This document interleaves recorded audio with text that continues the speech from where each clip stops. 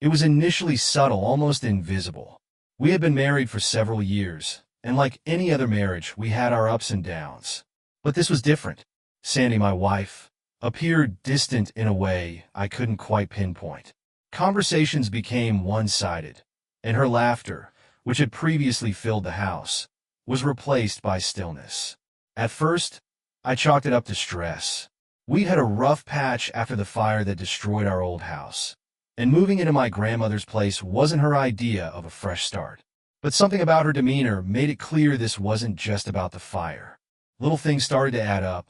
She'd come home late from work, blaming it on meetings that didn't seem to exist. Her phone, once casually left on the kitchen counter, became glued to her hand. The screen was always tilted away from me. And then there were the nights she'd conveniently forget to wear her wedding ring, claiming she had been in a rush or that it didn't fit quite right anymore. I tried to ignore it. I really did. I told myself that every relationship has its phases, and maybe this was just one of those moments where we needed to find our way back to each other. But it wasn't long before I realized I was the only one trying. The tipping point for me wasn't even dramatic. It was in the small, mundane moments. One evening, I asked her if she wanted to watch one of her favorite shows together, something we used to do almost religiously. She looked at me like I had asked her to solve a complex math equation. "No, I'm tired," she said, barely glancing up from her phone. Later that night, I saw her laughing at something on her screen, completely engrossed. That wasn't the kind of laughter that comes from a funny meme. It was the kind that comes when you're talking to someone who makes you feel alive.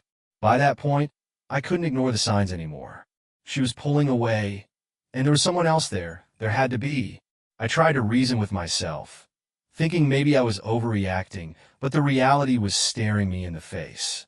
The little provocations, the sudden change in her wardrobe, and the absolute lack of intimacy, all of it pointed to the same conclusion.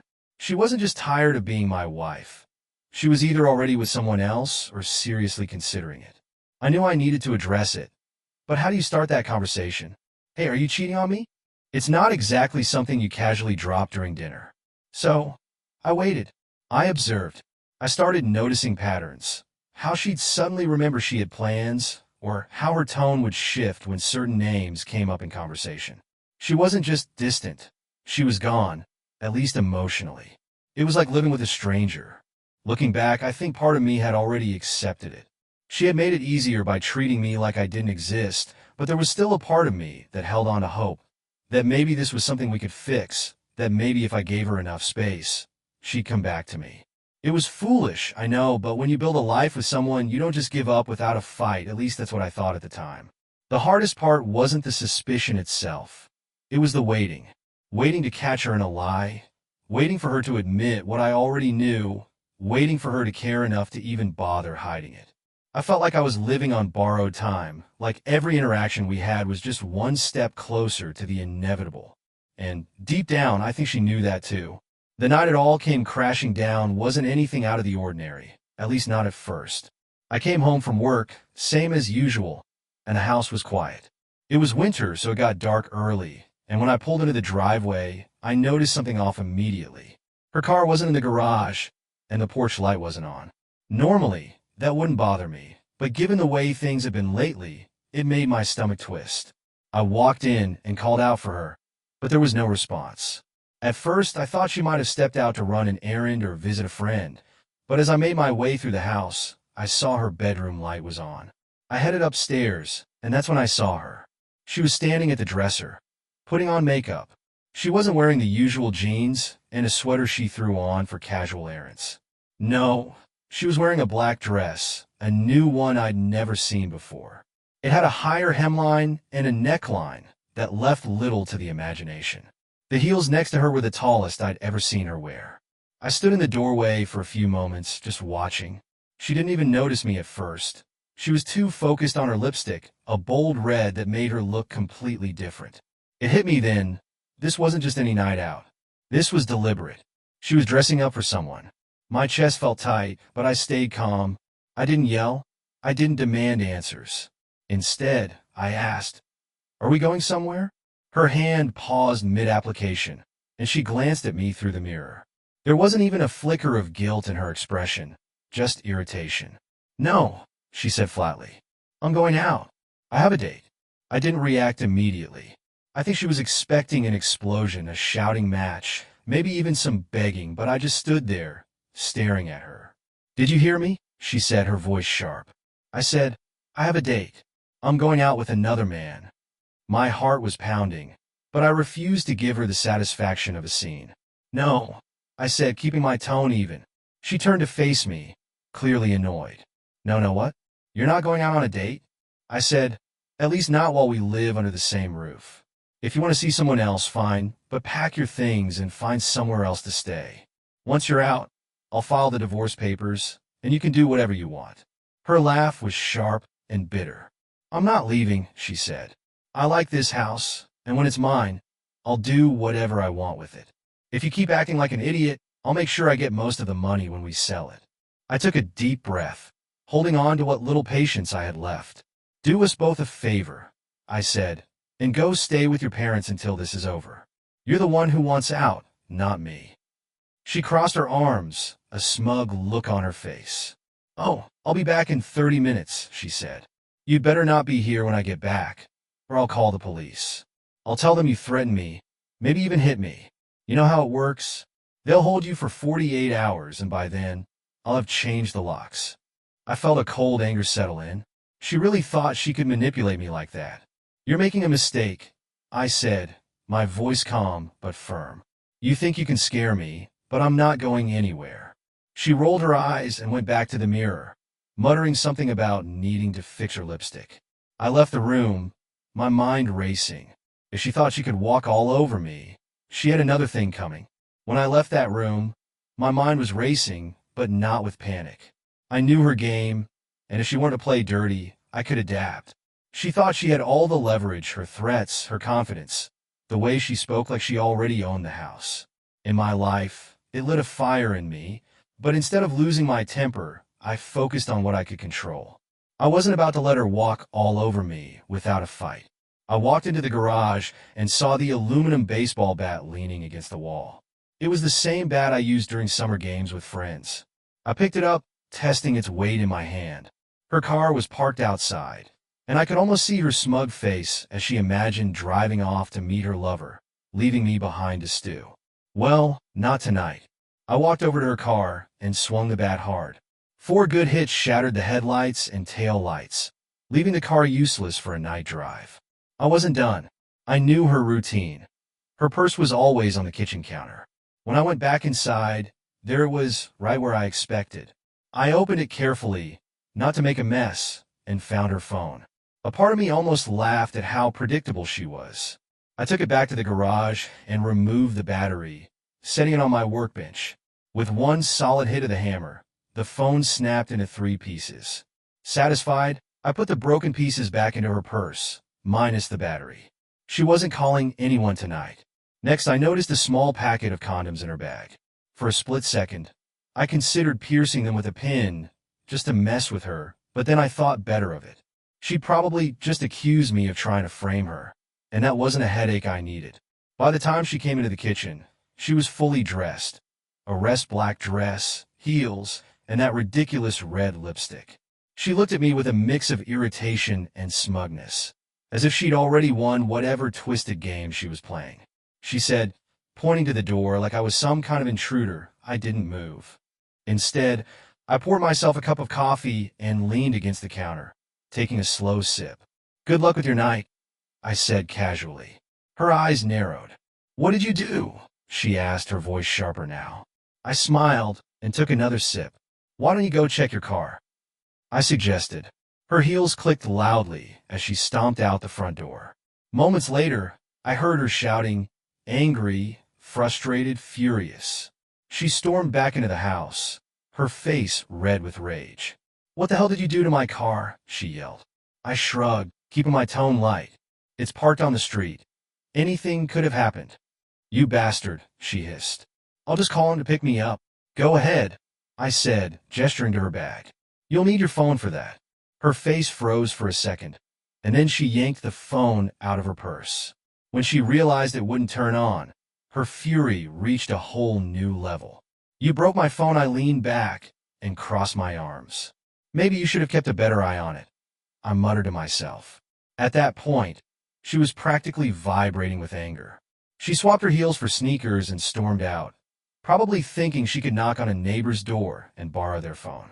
I watched from the window as she went from house to house, growing more and more frustrated when nobody answered. She was shouting by the time she reached the end of the block. I leaned against the counter, drank my coffee, and waited. I knew it was only a matter of time before she found someone who could help or became desperate enough to call the cops. Either way, I was prepared. She thought she had control, but by the end of the night, she understood how incorrect she was. I didn't have to wait long before things took a turn, though not the one I'd expected. As I sipped my coffee, I could hear her heels pounding against the floor above me, then silence. That was my cue to check what she was up to. I glanced out the window, just in time to see her walking toward the garage. She wasn't going to give up on her plans that easily. The thing is, I knew Sandy. She was impulsive, sure, but predictable in her desperation. She'd already figured out that her car was out of commission, and she must have assumed I'd left my Suburban, the Beast, as she used to call it, sitting in the garage, just waiting to save her night. What she didn't know was that I had disconnected the garage door opener earlier in case she tried something exactly like this. I followed quietly and peeked in through the side door as she climbed into the driver's seat of the Beast. The engine roared to life with a deep, guttural sound that echoed through the garage. For a second, I thought about stopping her, but I decided to let her make her own mess. She pressed the garage door button, and when nothing happened, she tried again. Frustration flashed across her face, but instead of stopping to think, she did the most Sandy thing imaginable. She hit the gas. The Beast roared forward, slamming into the garage door with a metallic screech that sent chills down my spine.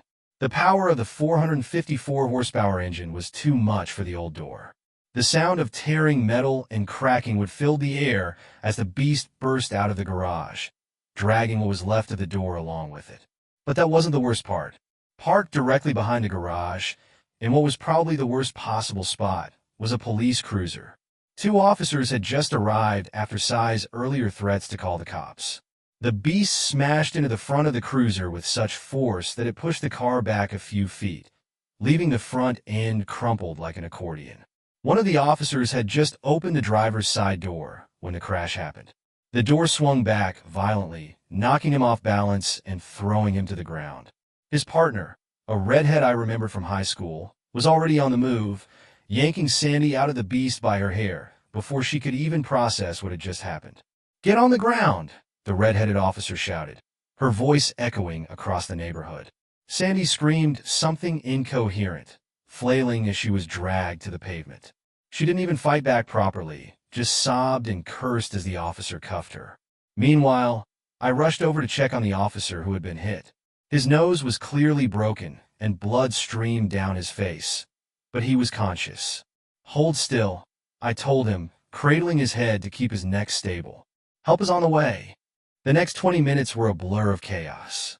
Neighbors peeked out from behind curtains, some bold enough to step outside and gawk. Ambulances arrived, lights flashing, and more police cars filled the street.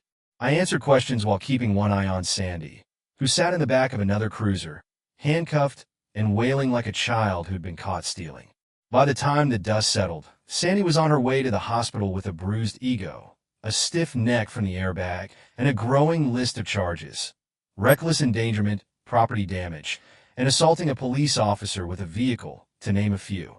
As for me, I stood in the driveway, watching the wreckage of the Beast being hauled away. I should have been furious, but honestly I just felt relieved. This wasn't just about the car or the mess she'd made of the garage. It was about finally, having proof, undeniable evidence that Sandy was her own worst enemy. For all her threats, her manipulation, and her arrogance, she had finally hit a wall, literally and figuratively. And for the first time in months, I felt like I could breathe. The days following the chaos were a mix of police interviews, lawyer consultations, and awkward phone calls from mutual acquaintances who had heard about the fiasco. Sandy didn't waste any time making things worse for herself after she was released on bail, paid by her parents, of course. She withdrew almost every penny from our shared bank account, $9,000 gone in an instant, leaving me with a measly $1,000 to my name. I wasn't surprised. It was just another desperate move from someone who thought she was still in control. My lawyer and I got to work immediately, thankfully. I had already anticipated something like this months ago, before things spiraled out of control. I had transferred ownership of our house to my parents legally. It wasn't even in my name anymore. I knew Sandy would demand half of everything, and I wasn't about to let her get it. She had no idea what she was walking into at our first meeting. Sandy showed up with her lawyer, a sleazy guy with a bad comb-over, who clearly thought this was going to be an easy win. They didn't waste any time rattling off her demands. She wants the house, or half its value, her lawyer began, smugly sliding a stack of papers across the table. We'll also be requesting all the new furniture, the appliances, and a portion of the insurance payout from the fire. I glanced at my lawyer, who didn't even blink. Instead, he calmly pulled out a document and handed it over. The house isn't community property, he explained. It belongs to my client's father. Sandy has no legal claim to it. Her face went pale for a moment, but she quickly recovered, leaning over to whisper something to her lawyer. He looked through the document, his expression tightening with every word he read. This can't be right, he muttered, but it was. They had nothing.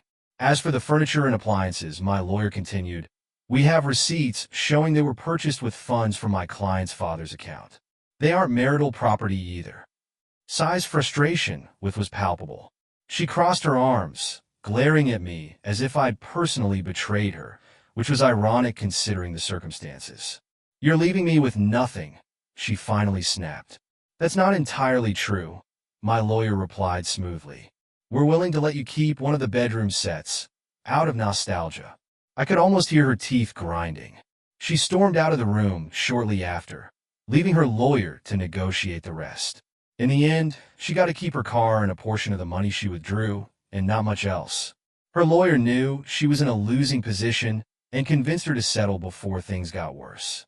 The judge didn't hold back when finalizing the divorce. He commended me for being proactive in protecting my assets, which was his polite way of saying Sandy had been outsmarted at every turn. By the time the gavel hit, I was free, and she was left to deal with the legal mess she'd created by ramming the beast into a police cruiser. It wasn't about revenge for me. It was about self-preservation. Sandy had tried to manipulate, intimidate, and bully her way into taking everything, but she underestimated me. She thought I'd just roll over and let her win. Instead, I played the long game, and when it was over, I walked away with my dignity intact. After the dust settled and the ink dried on the divorce papers, I finally had a moment to breathe. It felt strange at first, almost like I was stepping into someone else's life. For years, my routine, my thoughts, even my happiness had revolved around Sandy and our marriage. Now, she was just gone. The house was quiet, but not in a lonely way, more like peaceful. I could finally focus on myself and what I wanted instead of constantly walking on eggshells around her. I spent the first few months getting my life back on track, fixing up the house, reconnecting with old friends, and finding hobbies I neglected for years. It wasn't about distracting myself. It was about reclaiming who I was before everything fell apart. One of the first things I did was start going to the shooting range again. It had always been something I enjoyed, but during the last few years of my marriage, I hadn't made time for it. On one of those trips, I ran into Sergeant Sweetie, the same officer who had arrested Sandy during the garage incident. She was there in jeans and a casual top, completely different from the uniformed, non-nonsense persona I'd seen before. We talked for a while, and I found out she was newly single too. Her divorce had been messy, though not quite as chaotic as mine. One thing led to another, and I asked her out. To my surprise, she said yes. That first date was something else. I showed up in my best suit, probably overdoing it, but she seemed to appreciate the effort. She made it clear early on that she wasn't interested in games or drama, and honestly, neither was I. 9 months later, we got married, and I can genuinely say it's been the happiest time of my life. She's not just my wife. She's my partner in every sense of the word. We've built a life together that's based on mutual respect and trust, two things that had been missing for a long time in my previous marriage. As for Sandy, I heard bits and pieces about her through mutual acquaintances. She remarried twice, and from what I gathered, her second husband seems to be keeping her in check. Good for him, I guess.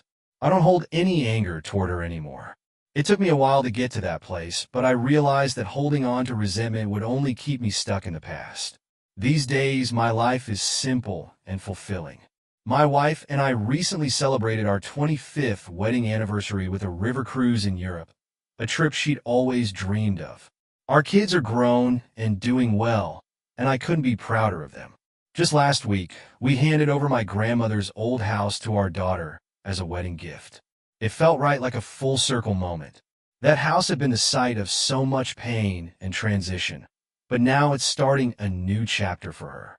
Every now and then, I think back to those chaotic days with Sandy, not with regret, but with gratitude. They taught me a lot about who I am and what I'm capable of handling.